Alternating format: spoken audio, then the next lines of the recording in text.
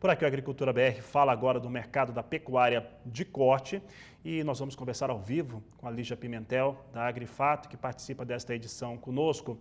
E Lígia, agora há pouco, no bloco anterior, nós conversávamos com o deputado Pedro Lupion, da Frente Parlamentar da Agropecuária, também com o Roberto Troster, economista. A gente estava falando e trouxemos também o relatório da BTG a respeito das medidas que o governo anunciou através do vice-presidente Geraldo Alckmin nesta última quinta-feira. Entre elas, alguma que a gente considerou bastante polêmica, a liberação das importações em relação a café, a açúcar e principalmente as carnes, carne bovina, carne de frango, carne suína também. Como o pessoal está comentando bastante a respeito deste tema, e o Departamento de Agricultura americano já tinha trazido em janeiro que o Brasil importa cerca de 1% das proteínas animais que consome. Esse fator, importação de carnes para o Brasil, poderia trazer mexer com o mercado de alguma forma, Lígia, já que a gente vê até carne importada em alguns varejos, mas é um volume muito limitado. Como que isso poderia gerar algum tipo de impacto para o Brasil? Boa tarde, seja bem-vinda. Boa tarde, Fabiano. Boa tarde a todos. Vamos lá. É uma medida inócua do ponto de vista de pressão inflacionária, porque o principal fornecedor do mundo para esses produtos é o Mercosul. Dentre os países que compõem o Mercosul, o Brasil é o principal, é o maior produtor, está sempre entre os top 3 produtores do mundo para todas essas commodities que estão incluídas na medida. Então, quando a gente compara também o preço em dólares dessas commodities de Brasil com os principais exportadores, o Brasil é muito competitivo, então não faz sentido incluir um custo logístico para trazer essas mercadorias para cá, pagar em dólar, um dólar que tem estado pressionado, já principalmente a partir da segunda metade do ano passado, mas antes também. Então é uma medida bem inócua, né? É muito difícil que a gente consiga importar esses produtos em nível de commodity e colocá-los de forma competitiva ou mais competitiva do que o próprio produto brasileiro no mercado doméstico. É uma medida que foi adotada como uma fuga aí da pressão inflacionária, né? Então, aumentando teoricamente a disponibilidade de produtos no mercado doméstico, a gente conseguiria diminuir, reduzir essa pressão inflacionária. Mas na prática isso é muito difícil que isso aconteça. O que acontece sim, no caso das carnes em especial, é que a gente importa o produto premium, principalmente de mercados como Uruguai, Argentina, Paraguai, Austrália, alguma coisa do Japão. E essas carnes, elas são de alto valor agregado, são carnes premium, carnes que a gente faz é, ver ser consumida aí pela classe média alta e classe alta. Então, essas carnes, para as classes mais altas, ficarão possivelmente mais baratas, ou vai ficar mais fácil encaixar elas aqui. Mas é um público que não sofre muito com uma competição ali no poder de compra por valor de carne, né? Então é uma coisa que não faz muito sentido. Na verdade, não tira a pressão inflacionária.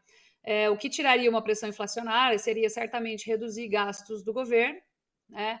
A gente sabe que medidas de contenção de gastos para equilibrar aí a questão fiscal ajuda muito, isso é histórico, isso é conhecido de qualquer economista com os conceitos básicos de economia aí, tá? E o que ajudaria muito também seria desonerar o setor, né? Por exemplo, combustíveis que atingem toda a cadeia, desde o transporte da reposição dos insumos até o transporte do produto final para o consumidor. Então, isso sim traria medidas que ajudariam a aliviar a pressão inflacionária. Agora, pensar em trazer commodity de fora, né, não é uma medida que ajude muito. Eu consigo enxergar uma outra questão também, acho que um pouco mais aprofundada, que é uma briga de muitas pessoas que tentam analisar esse mercado sem ter conhecimento profundo dele, que é o Brasil é caro porque a gente exporta muito. Mas, na verdade, as commodities que a gente mais exporta, as mais exportadas, café, açúcar, etanol, carne, a gente chega a uma média de 30% exportado e 70% ficam aqui.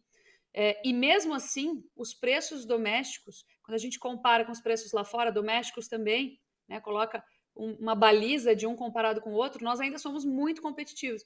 Então, o grande problema do Brasil é poder aquisitivo e não falta de competitividade ou preços altos para os alimentos necessariamente. Essa impressão de que o preço está alto está porque o salário, a renda média do brasileiro está defasada e sendo, obviamente, consumida pela questão inflacionária atual que a gente vive. Perfeito, Lígia. Agora eu sigo falando um pouco a respeito do mercado do boi gordo. O assunto está polêmico, as pessoas vão questionando aqui esse fator, né? E a reprovação dessas medidas anunciadas ontem, ela é generalizada.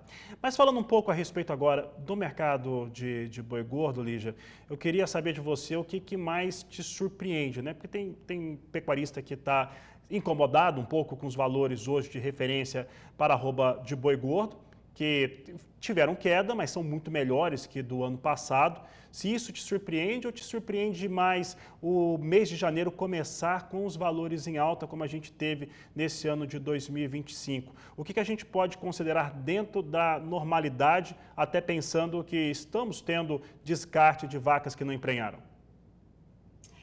Olha, o que me surpreende dentro do mercado atual é a participação ainda elevada do abate de fêmeas, né? De fêmeas nas linhas de abate e na participação quando a gente considera o abate total.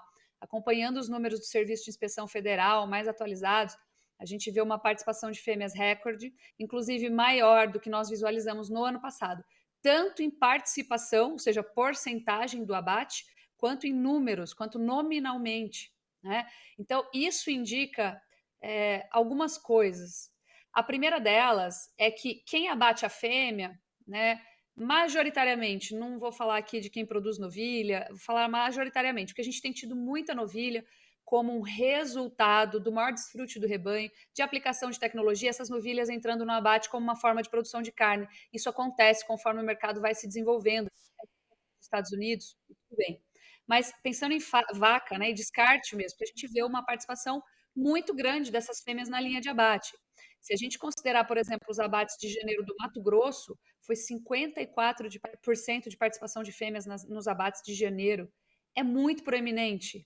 É desequilibrante. Não sei se nem sei se essa palavra, eu estou fazendo um neologismo aqui. Tá? Então, desequilibra o mercado, porque eu estou abatendo mais fêmeas do que machos, né? E por um período extenso de tempo. Então, a primeira coisa que eu percebo é que a alta do final do ano passado, ela não alcançou o criador, que é quem retém ou não essas matrizes para a produção de bezerros.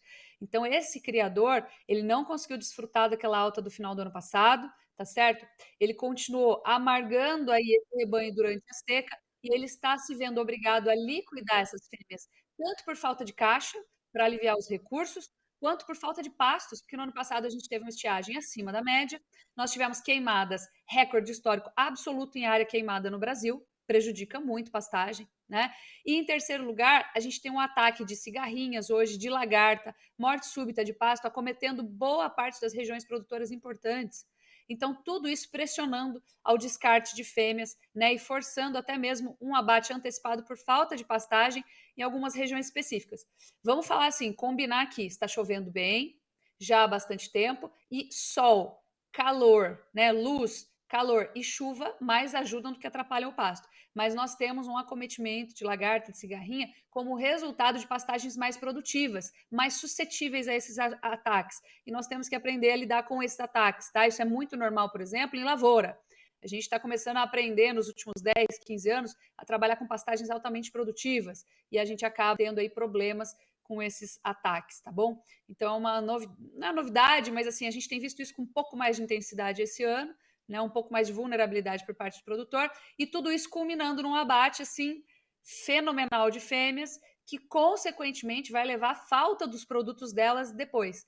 Então, minha grande surpresa aí é essa participação de fêmeas, assim como foi no final do ano passado também uma surpresa, né? Uma coisa que surpreendeu bastante, é a demanda brasileira, a demanda interna e externa combinadas, levando aquela alta de preços de mais de R$ 100 em 95 dias, tá? Dentro de uma produção recorde em pleno segundo semestre. Foi um mercado bem desequilibrado para o lado da demanda, claro, para o benefício do produtor, ajudando aí o produtor nesse período, mas ficou só a cargo do invernista poder aproveitar. O criador ainda está sofrendo bastante. Se você lembrar, desde 2022 que a gente vê o preço do bezerro cair. Por falar em bezerro, como que esse cenário, principalmente esse, né, dessa expansão, essa explosão de matança de fêmeas, né, de abate de fêmeas que a gente está tendo em 2025, dando continuidade do que aconteceu no final do ano passado, como é que isso tem afetado o mercado de reposição, gado magro? Bom, vamos lá. O gado magro ele ainda não sentiu tanto, mas ele já deixou o fundo do poço para trás quando a gente analisa cotações. E tudo isso parte, obviamente, do preço do bezerro. O fundo nominal do preço do bezerro ficou em torno de R$ 9 o quilo. A gente viu um pico quase em R$ 15, retornando para os atuais 12, 11, 13, a depender da região, né? E o boi magro, ele acaba acompanhando um pouquinho mais distante, mas ele acompanha esse movimento. Então a gente observa aí um potencial de valorização para o mercado do boi magro no segundo semestre, potencial, não é certeza. Mas como a gente acompanha o bezerro já reagindo, a fêmea em liquidação, assim, já querendo arriar essa liquidação, já são 3 temporadas, 3 anos de liquidação, mais de 30 meses de liquidação, né? Então, isso favorecendo aí uma retomada da reposição a qualquer momento. Então, entra no nosso radar uma possibilidade de que essa reposição se valorize, principalmente no segundo semestre. Então, olho vivo na reposição aí, para não perder o cavalo arriado passando na frente, né? Nós estamos saindo num período em que a reposição ainda tem uma troca consideravelmente interessante, para logo mais, nos próximos 12, 18 meses, uma reposição que vai começar a apertar a relação de troca.